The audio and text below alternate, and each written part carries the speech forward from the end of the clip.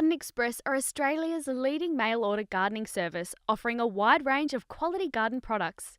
Each week on the Garden Gurus Live, the team at Garden Express will share a weekly offer. So make sure after today's show you jump online and visit their website.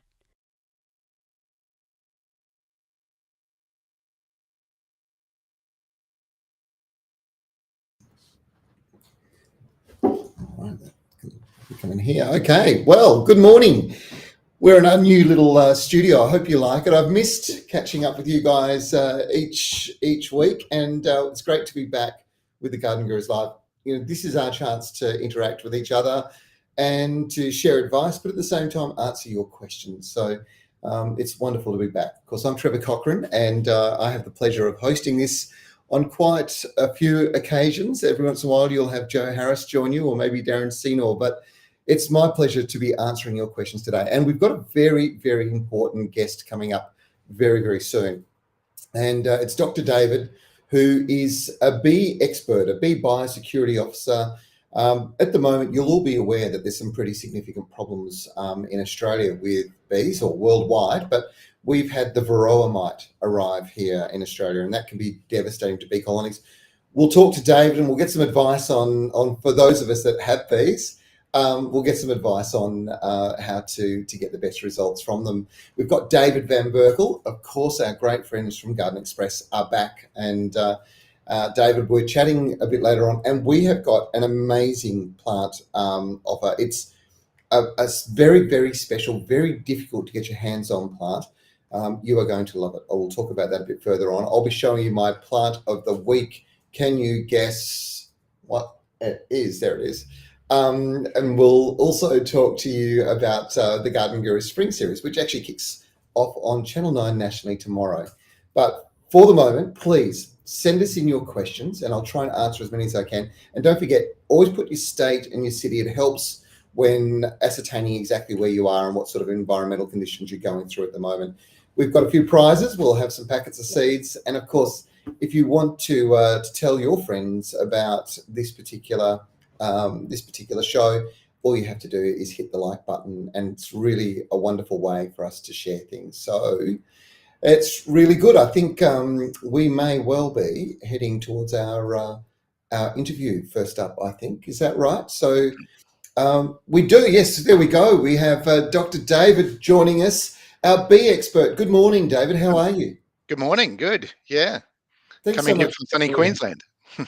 Yeah, and that's where you are, right? So you're up, Yeah. you're up in, is it sunny up there at the moment? At the moment, it's good. Yeah.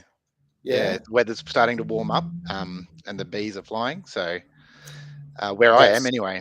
Yeah, it's my beehive at home. The bees are not super active at the moment. It's been very cold here, but in saying that, we're not far away. We're starting to get some sunny days. I think we've got 4 or 5 over here in the west. Mate, I know it's become such a big thing for so many gardeners to actually have their own beehives at home, and it's really one of those things that once you start to learn how to care for your bees and the role they play within the environment that we all operate in, it becomes addictive. But bees worldwide, honeybees, have really been under threat for some period of time, and we had done very well to avoid that particular. Well, there's probably 2. So one of us was one that gardeners can control, and that's the use of chemicals at home and understanding how chemicals can sometimes impact bee colonies. The second one was this mite, this varroa mite, and it's a pretty scary predator. Yeah. So it's a parasite, and it can increase the disease loads in hives. So it's not good because it can cause colony collapses and really increase spread of other diseases as well. So Right. that's why it's caused major problems around the world. I mean, it's kind of manageable, but like being free of it is the best thing. Yeah. Absolutely. So I know when it went into New Zealand, I think it was something like 80% of bee colonies were wiped out in the first 2 or 3 years. It had a devastating initial impact. We've had it arrive. I think it came in through Newcastle Port, and there's very active plans at the moment to try and contain it. Do you know how that's going at present? Yeah, so this eradication is still ongoing. So it's still considered feasible to eradicate. Mhm. And so yeah, it came from the like in the Newcastle area. So I think they're over something like over 97, I think, infested premises that they've detected so far. Yeah. Yeah, so from the initial detection, and then they looked 5 kilometers around the initial detection, and then they, when they find a new one, they look 5 kilometers around there, etc., etc. And then, so those are eradication zones, and then they will get rid of all the beehives in those zones, just to sort of as a bit of a buffer, and then look Yeah. around. There's big volunteer effort at the moment to look around in surveillance zones, which is about 25 kilometers out, or another, yeah, from the any infested premise, Yep. and so they're checking all of those hives for mites, to see if they can detect anything. Just to for those of our friends who have tuned in today, um, what does this pest look like in the hive? What is it that's different to what we would normally see when we're looking inside our hive? Yeah, so visual inspection, like looking at bees, it's very difficult to actually detect them. Right. So to be able to really detect them, you need to um, do several. There's several different tests that you can do that are available. So you can see them on a bee, but when the bees are moving around, it's very difficult. They're about 1.5 millimeters to 2 millimeters wide, Right. Yeah. um, and so they're easily visible by the naked eye, if you can see them. But on a moving bee, it's very difficult, because of the color, etc. Um, Yes. so yeah, so we're asking people to do, like when they're checking for mites, to do an alcohol wash. There's a lot of information about how to do an alcohol wash available. Okay. And for a lot of this, what I'm talking about, there's information available on the Be Aware website, which is run by Plant Health Australia. It's sort of like a national focus kind of website. Okay. Um, yeah, We'll and make so sure we get yeah, that sugar link shake right up. or an alcohol wash, or a drone uncapping, you can detect them using those methods. Right. Yeah, Okay. Okay. Now, yeah. at the moment, we should all be very conscious of this. But I mean, at the moment, it's basically New South Wales. It's completely locked down, as I understand it. That's correct. Yeah. So there's movement restrictions within New South Wales because of that. Yeah. Because one of the main ways the mite gets spread around is through beekeeper movement. Really, there Right. is natural movement, like it can go between hives, like go from hive to hive, like traveling on bees, but Yeah. that's relatively slow. Because Right. beekeepers can move their hives hundreds of kilometers in a day. So, Yeah. so that's why there's movement restrictions, so that they're trying to contain it within that known area. And so, yeah, so for all the other states, there's border restrictions about moving hives from Wales, and Mm. moving hives around the country across borders. Absolutely. Is there any risk One of trying, yeah. I was going to say, is there any risk of potentially transferring it through bee products, wax, honey? Is there any other ways that it could be Processed done? processed wax and honey are very, very low risk. The mite Yeah. actually needs live bees really to live. Um, Okay. there is a risk, with things like, because the mite can live up to about 5 or 6 days without a bee, but it can't live longer than that. And so if you've been Right. working on hives, that are in a known infested area, you probably shouldn't be, you should be aware of um, the clothing, anything that might be on your clothing, Yeah. and making sure, not moving that equipment around. Um, Yeah. Look, yeah, it's something that we should all be playing our part. I think to hopefully, it would be a wonderful thing if we can eradicate it. Hopefully, the work yeah, that's being done in New South Wales will do that. But I think we all need to be vigilant, don't we? oh, absolutely. It'll save a lot of a lot of pain, and a lot of chemical usage and all of that sort of thing in trying to manage it if it does get out. Yeah. So one of the things we're asking people to do is to make sure that, whichever state you're in, that if you own a hive, Hmm. that you're registered with your state department, Yep. and that also ensures that if anything happens, if there is an outbreak, they can notify you. It's like a major channel of communication. If you're not Hmm. registered, we don't know if that you're a beekeeper. So, Yes. yeah, so that's one thing, and to also mark your hives with your identification number that you're given when you're registered, so that we Okay. know whose bees that those hives belong to. Yep. Um, Yep. Great yeah, advice.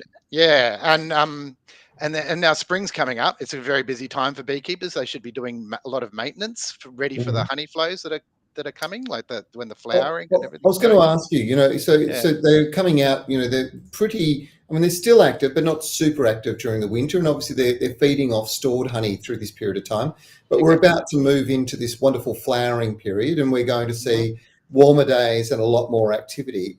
What do people need to do this time of the year to make sure that their beehive is healthy? Yeah, so winter's a very stressful time. Because lower honey flows, all of that sort of thing. So they Yeah, could be starving. So when the weather warms up, as soon as practically possible, people should, weather permitting, should be checking their hives, yeah. and so they should be checking their hives for diseases, or anything that might have built up over winter, Hmm. and in fact that they have enough food. So they might have to just give them a little bit of supplemental feeding to kickstart them, get them laying more brood to get ready for the honey flows. Yep. Um, yeah, and they should also be checking for disease. That's a really big important one, a really important one. And doing brood inspections. Hmm. And so also because of the mite outbreak, we're asking people to, while they're doing that, if they can do like conduct a mite check, like actually make that part of their regular inspections, Yep. um, to do like to be aware of those methods, like the Yeah. alcohol wash and the drone uncapping, etc. Mm. So yeah, to look for those mites. And if they don't, if they don't see any, great. But if they see anything suspect, that they should be reporting it immediately. Yep, Um, terrific. And just yeah. to go back and clarify, what are the most obvious signs outside of being able to identify the mites on the bees themselves? Yeah, so when they build up into to largish numbers, the bees can start looking a bit deformed, or you can get low bee numbers, Right. and those sorts of things. In the early stages of infestation, it's actually difficult to see those symptoms, Hmm. because the mite numbers are very low, and we want to make sure that they maintain low, that they're low. But when they build up into large numbers, then you'll start seeing those sorts of symptoms. Yeah. Mm. Deformed brood, low numbers of bees, all of that sort of thing. Yeah. Yeah, there's a few questions coming through from people, and there's people asking about ways to control the mites, and there's a very good one that's raised, and I know that in horticulture and in gardening, Yeah. a lot of us are now reverting to using predatory mites to control other pests within the garden, so beneficial insects, and introducing those. Is there sort of on the horizon a potential predator for the brower mite that might bring everything back into balance, or is this just going to Uh, be one of those challenges? yeah, it's another challenge. So there's a whole lot of different levels of control. So one is prevention. The best one is prevention. That's the lowest Mhm. risk. That's what we're trying to do now. And then you start getting up into doing sort of cultural controls to try and prevent spread, all that sort of thing. And biocontrol is one of those ones. So that's like the predatory mites. I'm aware of some research that's been done overseas, um, and there was some initial promising with that, but the latest reviews of that research has shown that there's still a long way to go, before that's kind of ready to be used for Yeah. sure. Yeah. Well, So hopefully yeah. that's something that's on the horizon in the future for us Oh, I hope so. Yes. as an option. But I mean, in the meantime, the key message here is vigilance, isn't it? Look out, make sure Absolutely. your hive's healthy. Yeah.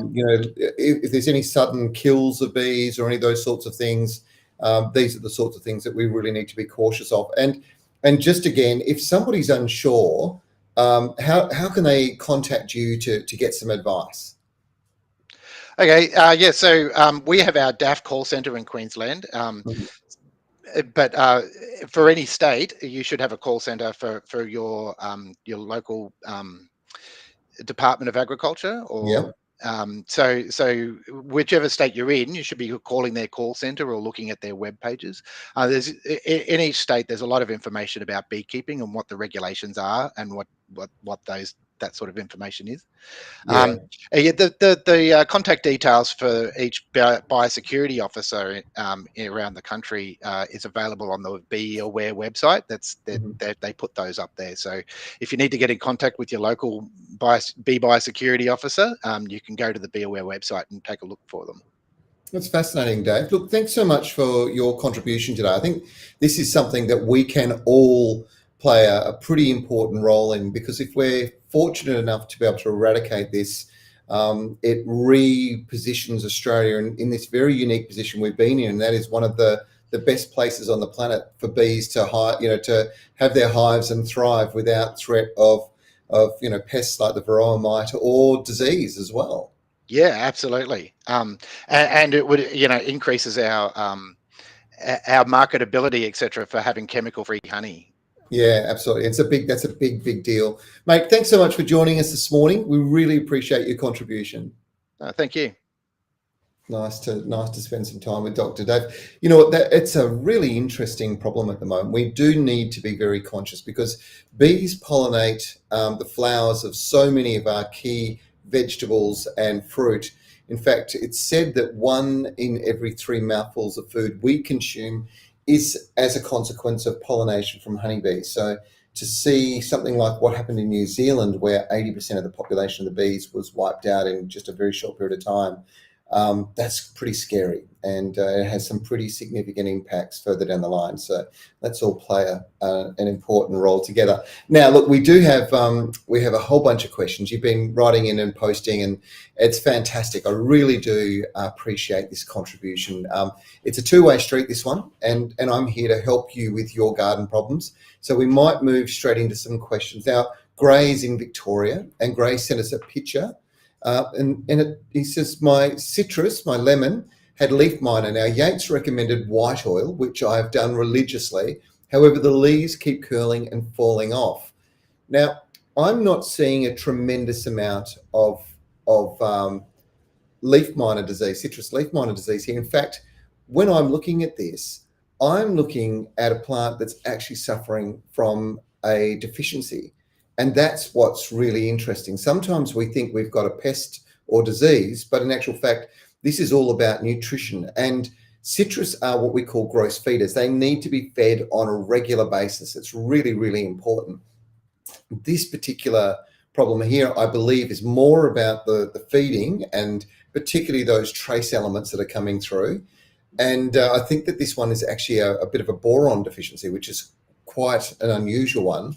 And the first thing that it'll do is it'll cause the leaves to sort of fold round like this down on the outside edges, and they're very brittle. So in strong winds, etc., they'll break off and fall off. Now, I'll go back to what Yates' advice was with regards to applying their white oil product or pest oil product. They've given you the right advice, but there is sometimes some things you need to be aware. And citrus leaf miner is a moth, and it flies around just on dusk. It's very active sort of in the early evening, and it lays its eggs on the very new foliage, basically the buds of growth that are coming out. And as the leaves start to open, the larvae hatch out of that egg, and they work their way through, drilling little holes through the leaf, which is that squiggly pattern you'll often see. Now, the real key here is when you apply this product.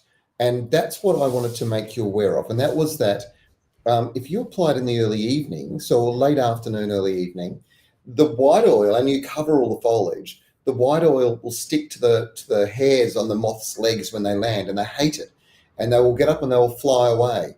And that's a really important message. So sometimes, you can say, we recommend you apply white oil, for example, or pest oil or eco oil, or one of those horticultural oils.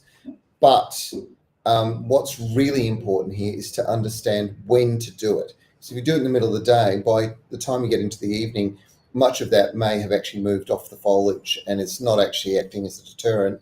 So as such, you're really not having any real effect.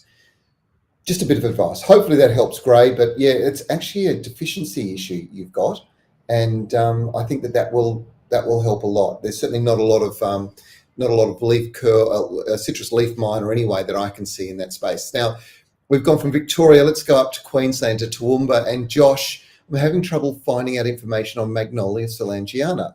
Now, this is a deciduous magnolia. It's absolutely beautiful, those beautiful cup-shaped flowers. All I'm trying to find out is when is the best time of the year to prune it, if at all. Also, I've had 2 of these magnolias for 2 years now, and they haven't flowered. Any advice? So these are a deciduous tree. So first thing to be aware of is that they will set their flowers about now. You should see buds forming, and they do like it cold. So I'm hoping that you are getting some cold nights, because that will trigger that flowering process. The second thing you need to be aware of is you don't want to prune coming out of winter or during winter, because you're going to cut off the flower buds. So in actual fact, you wait until they finish flowering if you're going to prune, and then move through and prune the tree. They don't have to be pruned as such. They really are quite happy just to go on their own way, but occasionally taking a bit of dead wood out or shaping them up is something you can do. Hopefully that helps, Josh. Vanessa, I'm not sure where you're from. This is really important, folks. Please tell us where you're from. It does make my life so much easier. But Vanessa's question is, I've got a lily-pilly hedge, and it looks like it's got pox. Can you tell me how to treat it? Okay, so having a look at this photo, it doesn't look super happy at all. And this is really interesting, because this is a scale issue that you've got here. And it really is quite a problematic infestation. White oil, or certainly eco oil, is going to make a big difference in controlling this. But all of that foliage, it's not going to recover. So there's 2 things you're going to need to do. You're going to need to prune this damaged foliage off. I would spray it immediately, but make sure you are drenching the whole plant. And again, white oil is probably the best way to go. I've got some sitting right here. And this particular one, where are we? There we go. Is the Sea Sol Earth Care White Oil. This is a really effective way to do it, but you have to make sure you shoot up under the foliage and over the top of the foliage, and don't do it on a windy day. A little bit of advice. I'm just going to pop that back. Hopefully that helps. This camera is amazing. It just follows me around wherever I go. Okay, so hopefully that helps, Vanessa. But yeah, I would get in and give them a really good trim, and then I would give them an intense spray with white oil, and I would follow it up about 2 to 3 weeks later.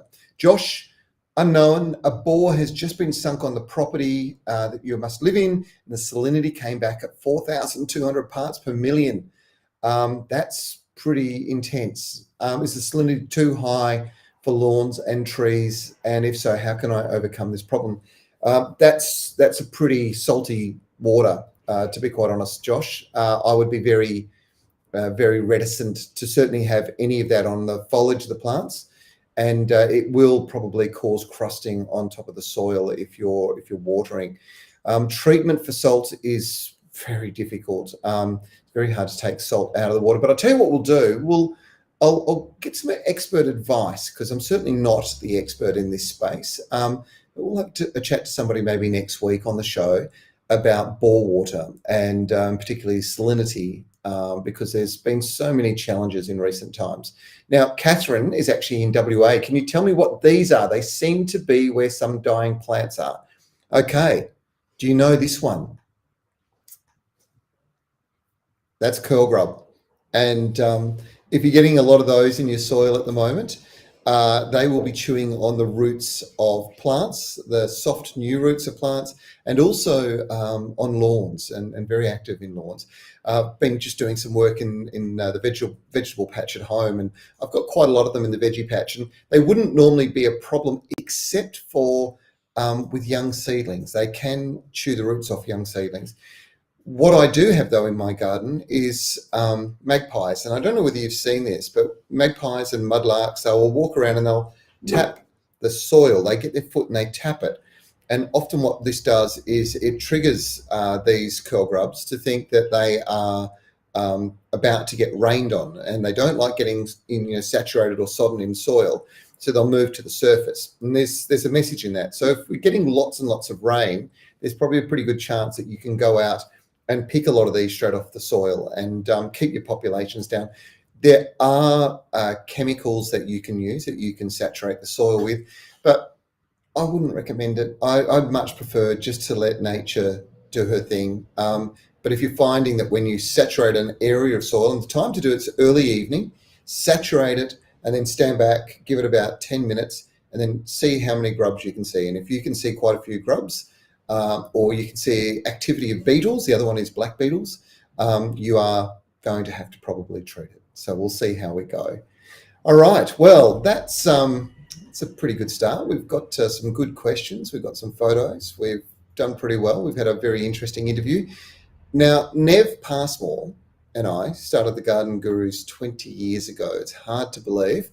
Nev spent a bit of time in retirement, and we managed to talk him out when COVID times hit to come and rejoin the show. And he's taken a visit into his local still dealer. So still those German power tools that we all love and trust and rely on to make life easier. He's having a look at the Still HSA garden shear. Now, I've got a couple of massive hedges at home. One of them's over 2 metres high and more than 70 metres in length. And for that, I need an industrial grade hedge trimmer. And this is just the sort of gear. But if you happen to have a courtyard garden and a tiny hedge, these are way over the top. But there is a tool just for you. Now, Paul, I'm not sure I'm allowed to say this, but this looks really cute. Hey, it's cute, but it's effective. Yep. The Still HSA 26 garden shear, or shrub shear from Still. It's new to the lineup. It goes with the Still GTA 26. It's a little garden shear. It also has the little hedge trimmer blades for shaping those bigger hedges. Yep. Look, it's very effective and, again, lightweight. Even with the battery in there, the AS2 battery. Clips in, little safety switch. Away you go. Away you go. Yeah. To interchange the blades, again, just push the 2 orange tabs in. Quick and easy. Pull the other cover off. Push those in. Flip it in. Okay, now, this is just the perfect tool for tiny hedges and even for topiary and that sort of thing. This would be pretty handy as well for all those small, intricate jobs. No, dead right. Even the lawn addicts out there who love tidying up their lawn edges, or even at my place where the runners are just running down the rock wall. Yep. Again, it just makes it a lot easier than using the sniffer.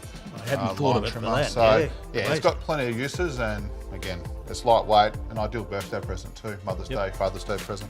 Absolutely. And there's got to be one of those coming up soon. Well, definitely. It's always someone's birthday, isn't it, Neville? Absolutely. Hopefully it's mine soon. Yes. Right, so it's packed with safety features for such a little device. So if you hit the trigger, nothing's going to happen until you engage the trigger lock. So engage the trigger lock. Yep. And as soon as you let go of that, basically it stops immediately. Stop. Yep. That's it. And again, if you're worried about battery life too, you do have the indicator just here. Perfect. So as you can see, it's flat at the moment, or it's basically about to run out. But 4 bars, fully charged, and away you go. Yep. Brilliant. Well, I could just see this in the hands of a keen gardener being an absolute boon for those fine and intricate sort of jobs. Definitely. And even if the lawn addicts out there who want to tidy up their edges, or even at my place where the runners are running down the rock wall, can't put the whippersnipper in there. It's clean and it's effective, doesn't make a big mess either. So plenty of uses for this product, Neville. When you've finished your cutting, what's the maintenance you need to do before you pack it away? So basically what we suggest you do is get the product called Still Super Clean. It's a hedge trimmer product which is designed to clean the blades but also lubricate the blades, breaks down the tree sap, and next time you drag it out, it's going to work. It won't be caught up and glued up. It won't be glued up, and again, it's safe for the plants too. So it's not like CRC or those other products where it can burn the leaves of the material. Yep. This is a biodegradable product, and again, it's safe for use on plants, which is important too. All right, well, I absolutely must have one of these, so I'm out of here. Thank you. Mate, thank you.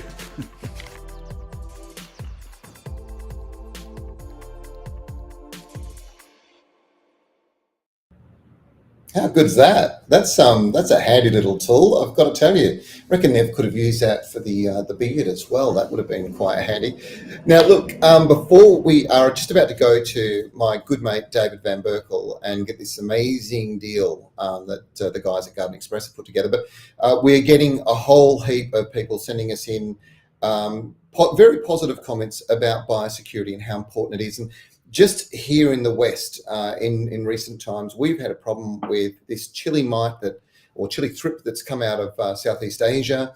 And because there were no natural predators, it really caused huge problems with roses.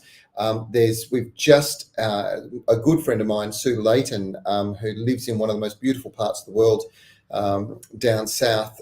She's just sent a note in to say, look, there's a number of these biosecurity threats at the moment that are really quite concerning, that we all should be really watching out for. It's a really nice thing, I think, that we're all working together to make sure that we're on top of it. Sue raised myrtle rust.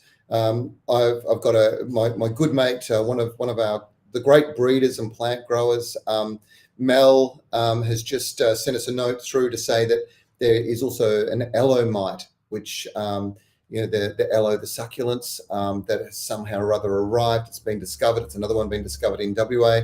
These are all things that we can all play a really positive part in if we identify them early and we can eradicate them. If we can eradicate them, we don't have to worry about living with them. We don't have to worry about using chemicals. These are really important things. So, thanks, Sue. Thanks, Mel. Everybody who's made a contribution in that regard.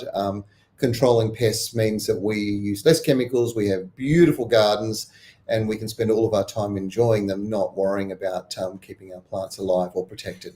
All right, let's go to my very good mate, David Van Berkel, all the way over there. There he is, over there in beautiful Melbourne, and you're up in the hills. Tell us a little bit about the weather and what's going on over there at the moment, David. It's good to see you. We're having some beautiful days, Trevor. It has been cold. It has been wet. It has rained every other day. And this last week or two, we've had some perlers. It's been really nice. Well, this is all good stuff for the spring, though. We need the rain. We need that cold weather, because the benefits that we will see in the next month really are going to be enormous, aren't they? Absolutely. Good autumn leaves stem from cold winters, and as it is with a lot of those cold climate plants that, the plants that like that cooler climate, your fruit setting on your berry canes and things like that. So yeah, absolutely, it needs to be cold. And how do we enjoy the sun if we haven't enjoyed, frozen cars in the morning? Yeah, you never realize how good it is when you've got that nice warm weather until it's really cold. And then it's those mornings when you get out, the fingers aren't working and you're trying to pick up 6 pots at a time and all those things when in the nursery trade, when you really appreciate just how cold weather can affect you. But look, we have a lot of exciting things to look forward to as we move into spring and spring and early summer. This is a plant that I didn't really know a lot about, but I went to Korea and I went to a beautiful garden about 2 hours out of Seoul called the Garden of Morning Calm. And if you ever get a chance to go there, it is absolutely gorgeous. And it's in a beautiful valley. And halfway down the valley, or literally from, halfway down the hill to the base of the valley, on one side was this massive planting of peonies. And I had never seen peonies ever done that way, but they are the most spectacular plant. They're incredible, mate. And the breeding that's happened throughout Asia on peony roses is incredible. We're talking today about the herbaceous peonies, but we've had Ito peonies, rocky eye peonies, your tree peonies. So many different variants have come through, and they're just incredible, aren't they? Yeah, they really are. And look, this is, in saying that I hadn't seen them, the thing was that they weren't certainly common over here in the West where we're hot and dry. And that's because peonies do prefer it cool. But, typical of I think I'm fairly typical of most gardeners in that I found a nice, cool, kind of damp spot in my garden. I got some peonies off you guys last year, planted them, and they have done incredibly well. And there's a message in that. We all have a spot for them. You guys have got a brand new range that you're putting a special offer on, haven't you? We have, Trevor. Yeah, we've created for the viewers the Ultimate Peony Lovers Collection, which is 9 of our best herbaceous peonies. And as you said, I think that you just have to experiment a little bit and not be put off by comments like, "Oh, it's a cool climate plant." You know, with some deeper soils, a little bit of a more shaded spot, you can find the right place in your garden for them.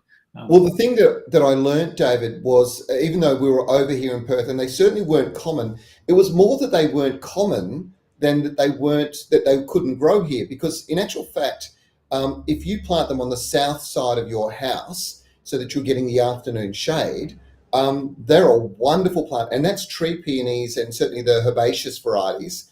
They do really, really well. So even in a hot, dry climate like the one that I live in, they do well. But when you get up into the mountains, you know, in Victoria or New South Wales or even out of Brisbane, the ability to grow these is actually something that we can all do. And certainly, you know, when it comes to mainstream sort of city gardens, there's spectacular peonies all throughout sort of Victoria and certainly New South Wales. I've seen them doing really well there as well. Yeah, absolutely. And you're right. You probably wouldn't have a commercial grow over there for cut flowers or anything. And they fetch incredible prices for up to $5 for a bloom. Per bloom, right? Yeah, per bloom, you know. Yeah. And they display that you saw in Korea. They do that like the Dutch do tulips, don't they? Like massive fields. And you just don't get to see peonies like that because the growers pick all of those flowers. The plants reproduce and you might get 30 or 40 blooms off an established plant, but they pick them all. So there's never a place in Australia where you can go and see a crop of peonies like you can overseas. In a place like Korea or Japan. Now, David, you've done gardeners a big favour here because you have this collection. We just saw Nev. He's going to reveal it all on the Garden Gurus tomorrow afternoon, but for our viewers, our participants today, there's an opportunity for them to get in early. Tell us about the package that you've got together. Okay, so the package is it's valued at $121, and as you can see on your screen there, my team have discounted that to $72. But I just gave Connor a sideways stare and went, "That's a really weird number." So for the next couple of hours, Trev, it's going to be $69 for the people who are watching right now. $69. That's incredible. Can I place my order, David, before anybody else gets them all? I'll give you a couple of minutes, Trev. That's sensational. That's a great deal. So $69. Yes. So tomorrow on the TV show, it's going to be $72. But for the next couple of hours, $69 if you get your order in. And the way to do it? Well, there might not be any left on the TV tomorrow if people get it at $69. Yeah. Gardenexpress.com.au. The penny offer will be up there on the homepage. Easy to click through and grab it. Mate, thank you very much. And thanks so much for your support of the Garden Gurus Live. This is a really popular thing with so many people. In fact, I think it's an important part of a number of people's sort of daily routine. We get so many regulars that continually make contributions, and I know that people really do appreciate that you help us put this to air each week. And then you don't just do that; you actually go and give us some pretty amazing plants and special deals. So it's very much appreciated. No problems. I really appreciate the time. It's a really good forum to talk, and your new format looks fabulous. I can read what some of the people are sending in. Yeah. And pass comment. And I did want to say with the quarantine, I think it's fabulous that people are embracing that. For a long time, people thought that it was just not worth it.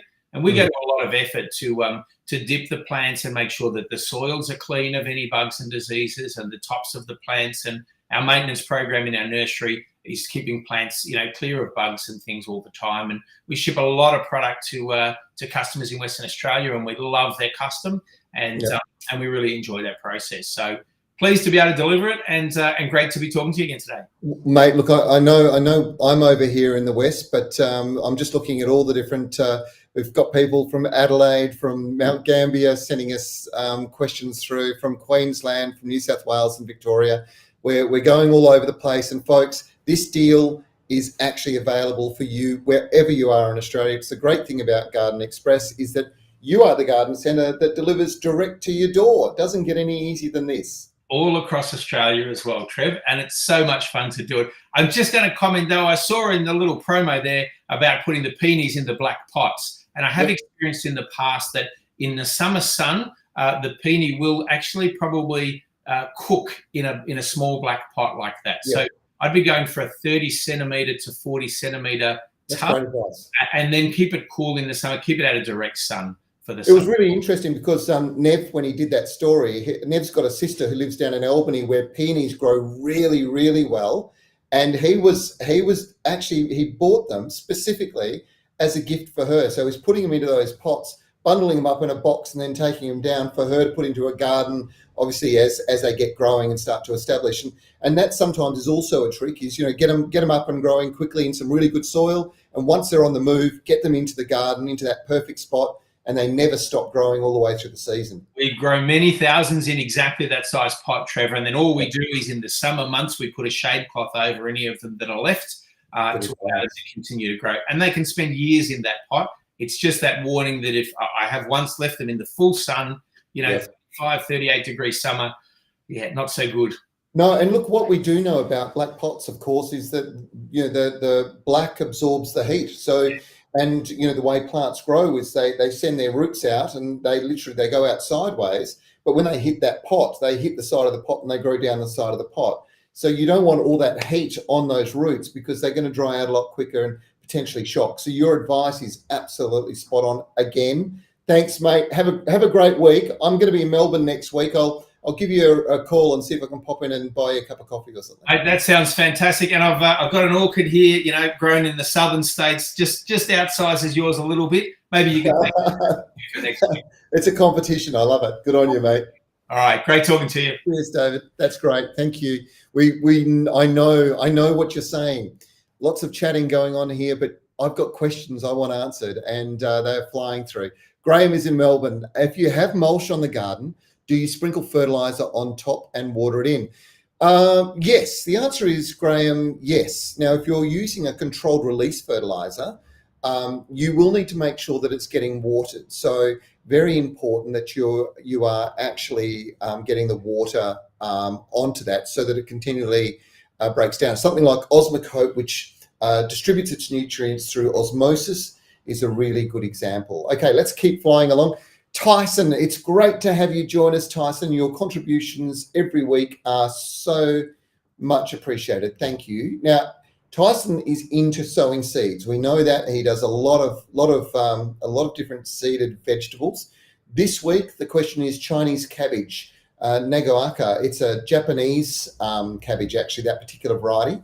And wants to know if he should be sowing or can be sowing seeds into his garden beds. And the answer is it's about the perfect time to do it, Tyson.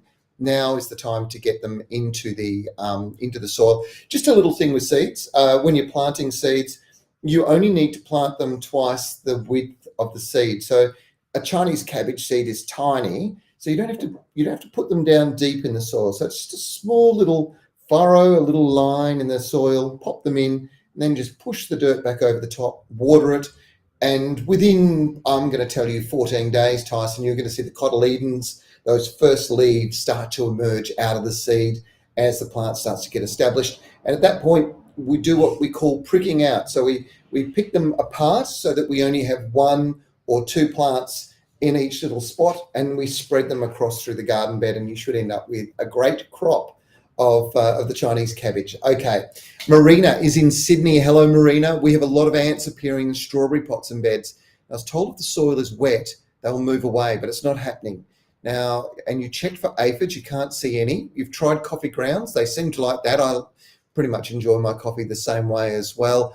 Marina, you know what? The thing that you need to do, the advice you heard about soil being wet is really important. But if they're getting into pots and they're getting into garden beds, you may have some dry pockets in there. So what I'm going to recommend you do is you grab yourself, and I can't see, oh yes, I can. Well, I can see some right here, and I suppose this camera is following me around again. It's a little creepy, I know. But it's this product here. So it's Sea Soil Super Soil Wetter.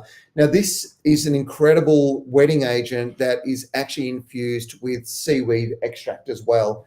And it's so effective in making sure that moisture is evenly distributed through the soil. When you apply that, the great benefit for you is that the soil will be saturated and the ants will get up and they'll go somewhere else. Now, that's not necessarily meaning they're going to go away. It may be quite problematic because they may go to a shed or under the foundations of your house. And if that's not going to be a problem for you, then fine. If it is, you may need to treat them in another way, maybe use a chemical to control them. But my advice would be start with a wetting agent. You can't go wrong. Leonie, let's go to South Australia. Oh, no, sorry. We'll go to Claremont in WA first. Lynn, I've recently planted 6 lush and dark green gardenias, and whilst I know they are big feeders, what can I do to keep them looking healthy, lush and dark green, please? Okay, so this is a really interesting problem. And Lynn, the answer to this is that gardenias are gross feeders. In fact, they use a very similar nutrient blend or rely on that as citrus do. So you can feed gardenias with a citrus fertilizer or a specialist camellia and azalea fertilizer. That is also a good way to go. But it's when you feed that's vitally important. So during the winter, they pretty much shut down. And that's when we tend to see deficiencies start to show up, a bit of a yellowing or a dullness in the leaf, maybe some dark green veins. That's also quite common. They're indications of a lack of magnesium or iron, and all of these are vitally important. So making sure you've got all those trace elements in a complete fertilizer is the way to go. But when you apply it in October, you apply it again in January, you apply it again in April, maybe early May if you have a later winter.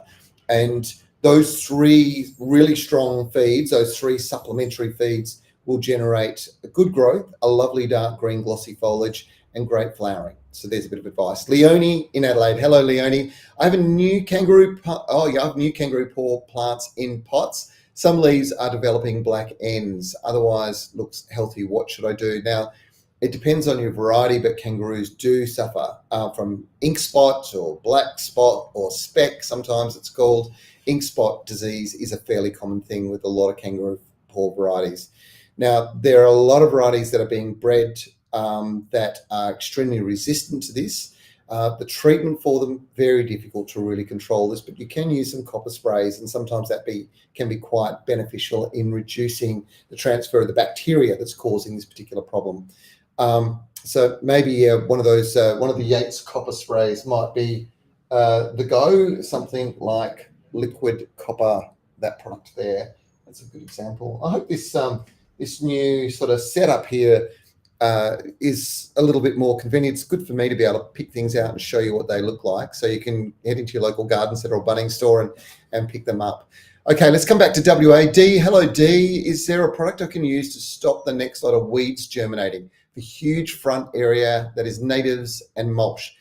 Actually, Dee, the most important thing is the mulch. So if you've gone through and done a bit of a control on weeds, now is a great time to actually put a layer of mulch over the top. And it really should be nice and deep, about 100 mil, sort of about that sort of depth. It sounds like a lot, but it'll make such a big difference to the growth throughout the rest of the year. So it'll keep moisture in the soil, it'll smother out weeds, and it'll look fantastic. Try that, Dee, that'll do the job.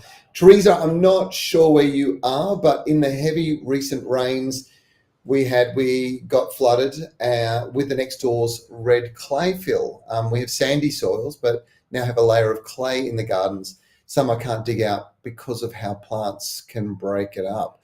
Okay, so I think what you've got here is, obviously it sounds like it's been a bit of clay movement onto the property. You're probably getting a bit of a caking on top of the soil.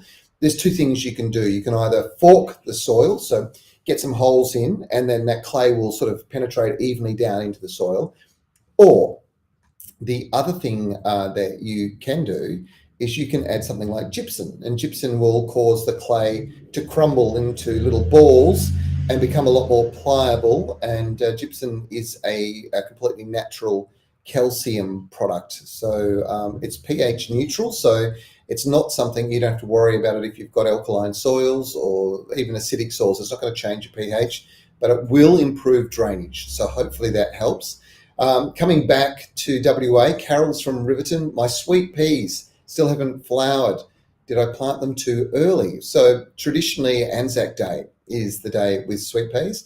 They should be coming into flower in the next sort of 4 weeks. I wouldn't worry too much, Carol. They'll be on their way. One problem that some people do have with sweet peas is giving them lots and lots of nitrogen fertilizer. and I wouldn't recommend that because that just encourages growth and not flower. So hopefully that little bit of advice is exactly what you want.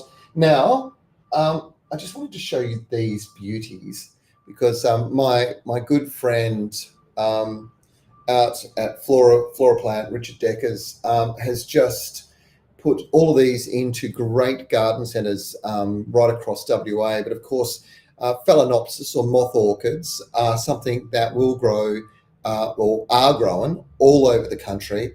And they are one of the most resilient plants you will ever get. So grow them, the flower will come through. When the flowers drop off, you can get branching from these nodes and you'll get new flower buds come off. Or if you don't get the branching and you don't get the new flower buds, there'll be a new growth come out of the bottom of this. And every year, these get bigger, the plants get bigger and they produce multiple stems. They end up being a massive asset. And look at the colours of some of these flowers. They are just simply gorgeous. And I'll just show you again. So that's a solid pink. They really are just one of those plants that you just can't get enough of. I've got another one handed over here. This one I was really impressed with today. That's just a gorgeous color again. So you can see what we're doing here is we're showing you one plant that you can grow that's indoors and will make a massive contribution as far as a living bunch of flowers goes. But most importantly, it can continue on. So you can take them out, plant them in the garden. As soon as you start to see new flower stems, bring them inside and let them flower again. And they will flower year in, year out. That is the Phalaenopsis orchid or moth orchid. And as I said, as they get older, they just get better. A bit like me, I reckon. Definitely like Nigel Ruck. Here's a little sneak peek of what's coming up this weekend on our very first episode this spring of the Garden Gurus.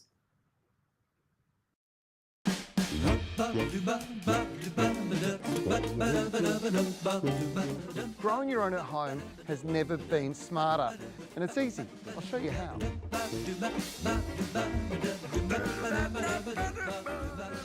Welcome to Ilda's garden. She's filled this garden with a treasure trove of plants. So let's wander.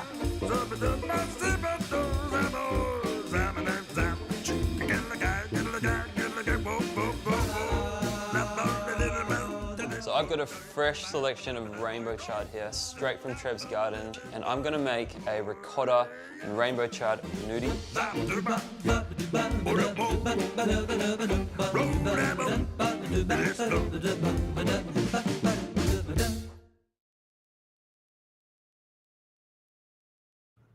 All right, well, that's just a little glimpse of what's coming up this weekend. It's a great show. I was really thrilled with it. It's terrific to have some contributions coming through from a couple of new faces as well. So you saw Brendan Pang there, and if you want to know what a nudie is and you want to follow his recipe, you're going to love it.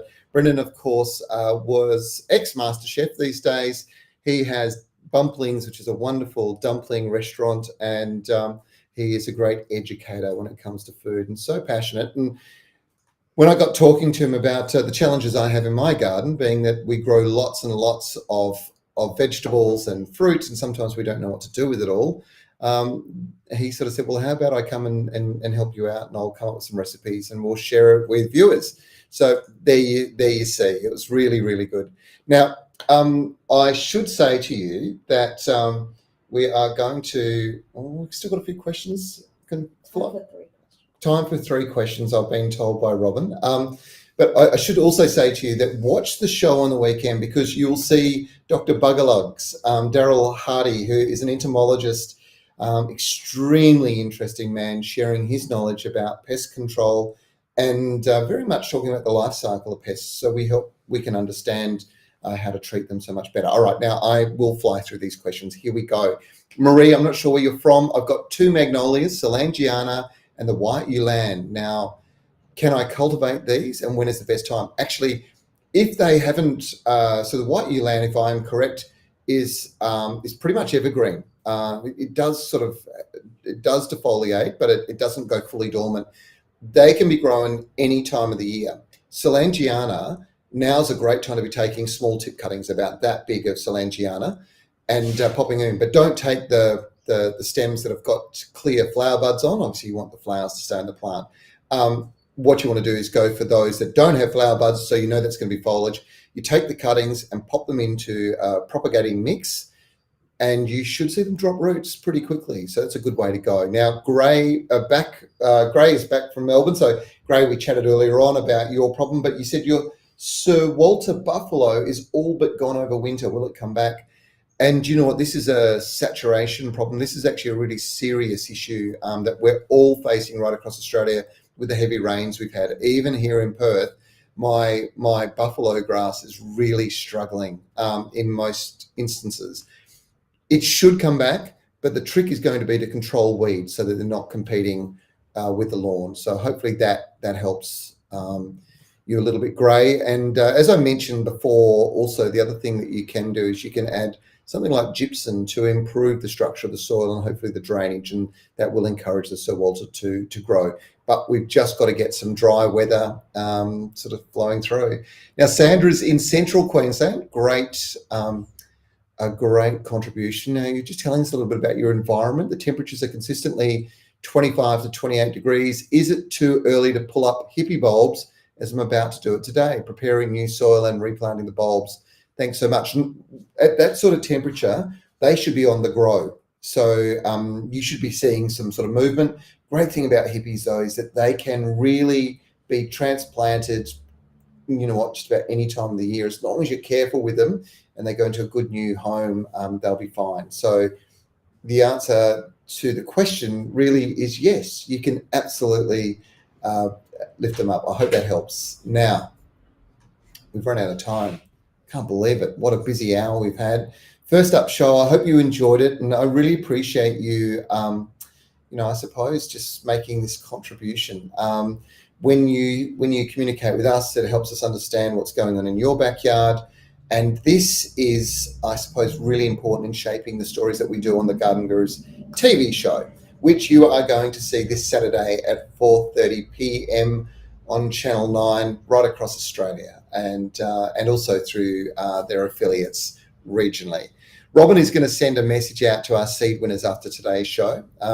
Joe Harris is coming in next week. Is that right? Okay, so you're going to get to see Joe next week, Friday, 9 a.m. Western Standard Time, and that is 11 a.m. Australian Eastern Standard Time. Remember, you can always jump onto our website if you want some more information or you want to see previous stories from the Garden Gurus. You can do all of that on our website, or you can check out our YouTube channel, which also has all of our programs. And of course, Channel 9 are playing them continuously on 9 Life. They're available for download on 9 Now. So if you've missed the first up episode, don't worry about it. You can watch it again on 9 Now. You can also listen back to today's live stream if you've enjoyed it and you've missed a few bits, or you just want to run back over it again. You can do it by going to Spotify, Apple Podcast, or Audible. They are all platforms that you'll be able to effectively listen to our podcast. And as I said, please make sure you tune in. Your support for the Garden Gurus over 20 years has been amazing, and we really do appreciate you tuning in each week and supporting the program. Channel 9 love us for it, and we love doing it for you, so everybody wins. Happy gardening. I hope you guys have a great week, and I look forward to seeing you again really soon.